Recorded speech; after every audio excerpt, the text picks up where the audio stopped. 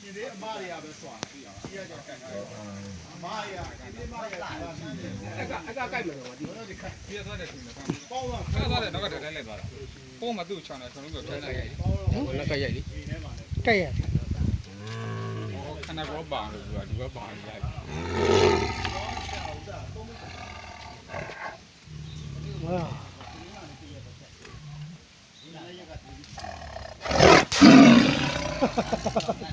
လို့တော့ဟမ်လွတ်တာနဲ့ဒီကောင်ကျင့်ထားလိုက်နော်ဟမ် လွတ်တာနဲ့အော်တော့ထိုင်ရလို့သူကကျင့်ထားတယ်ဟုတ်လားလက်ပြတာခိုင်းတာ ဟာ ကျင့်ပေးထားတယ်လေ ကျင့်ပေးတာ